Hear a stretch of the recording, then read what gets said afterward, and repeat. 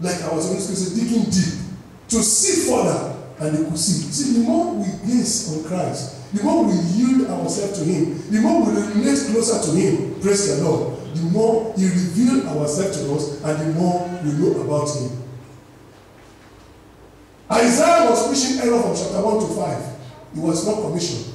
He was saying woe unto others. But the moment he has an encounter with Christ in chapter 6, he realized that those woe is meant for himself first. He said, woe unto me. And these people also, woe unto them. When you encounter Christ, your message must change. Your attitude will change. Your disposition will change. Your behavior must change.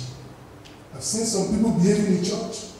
Sorry to say, thank God for this in church, but I'm so scared about big church, because big church is psychophants, hypocrisy, people that have no knowledge of God. That's why, thank God, from all kind of Christianity, I've told you the way I started.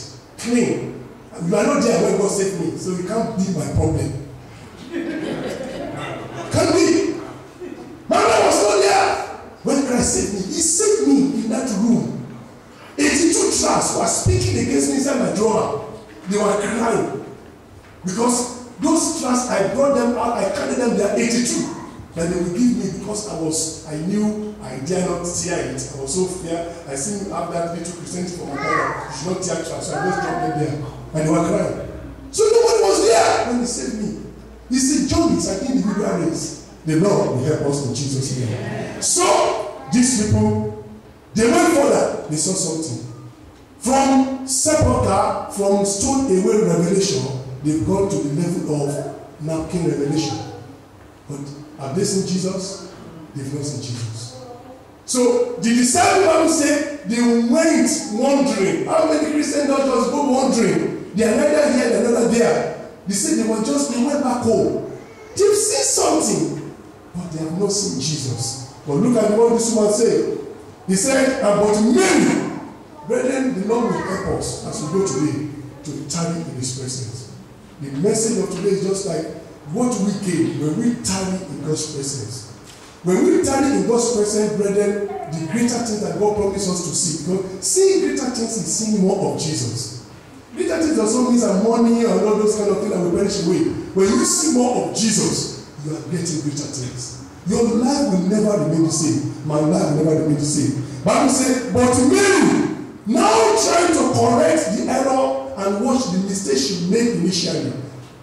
Now Bible says, Mary, when the other disciple took off and went back home mystery, wondering, she stood without at the sepulchre, weeping. And as she wept, she stood down and looked around the sepulchre.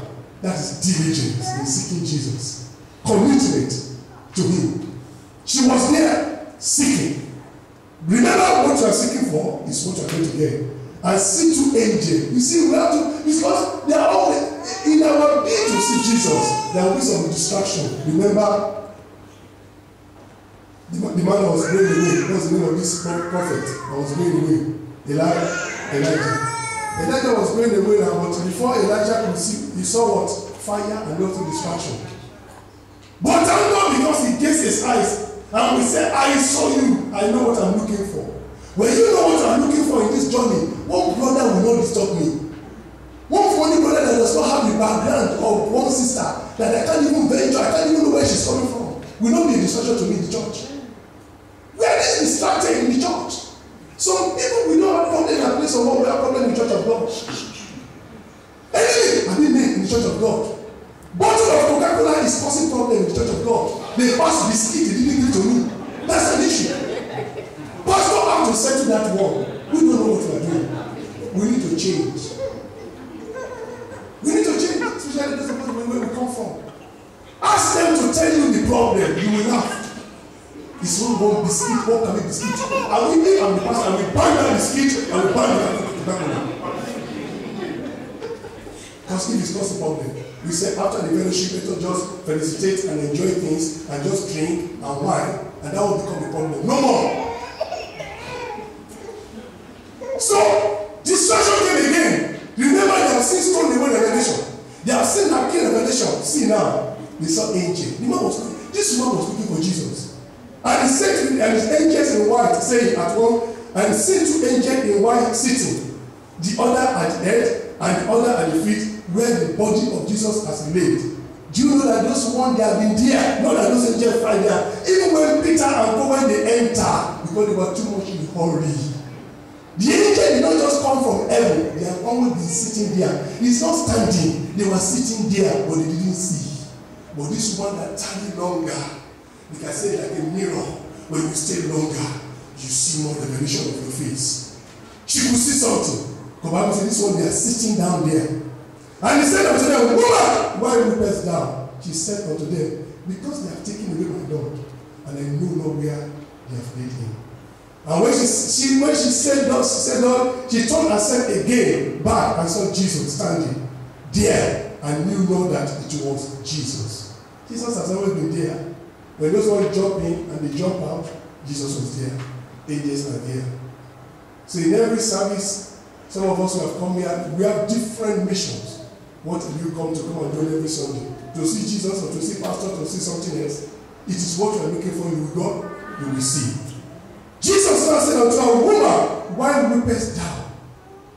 Whom seekest thou? She supposing to be the gardener, said unto him, Sir, if thou have taken him hence, tell me where you have laid him, I will take him away. The woman was desperate. She looked at those angels and said, look, leave me alone. I'm not interested in angel. I'm interested in my master. If you are the one that have taken him away, just let me know. I will take him away. Praise the Lord. And Jesus said unto her, Mary. Praise the Lord. Jesus knows me. He knows me. Said Mary. Hallelujah. And she turned herself and said unto him, Rabboni, Master. It's a very wonderful story, isn't it?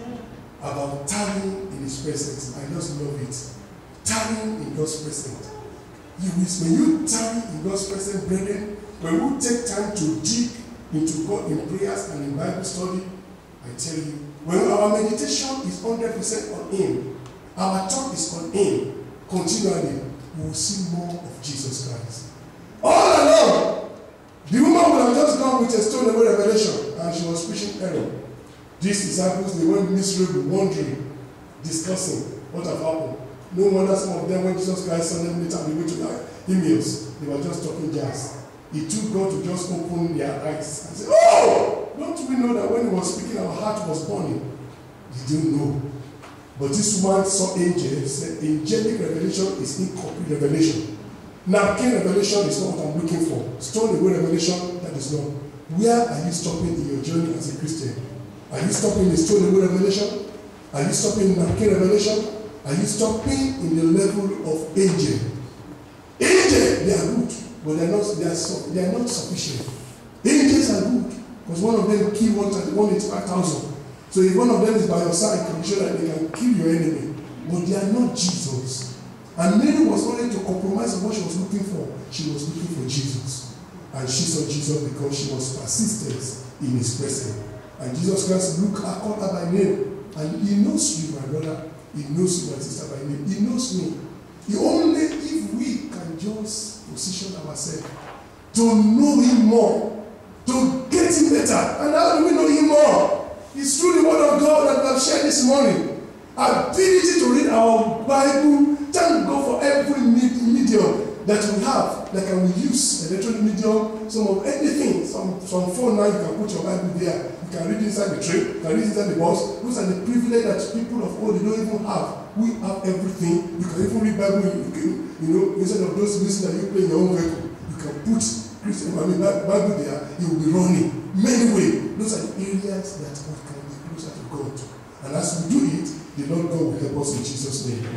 Very short, I'm just trying to summarize on our feet, because I'm an obedient servant.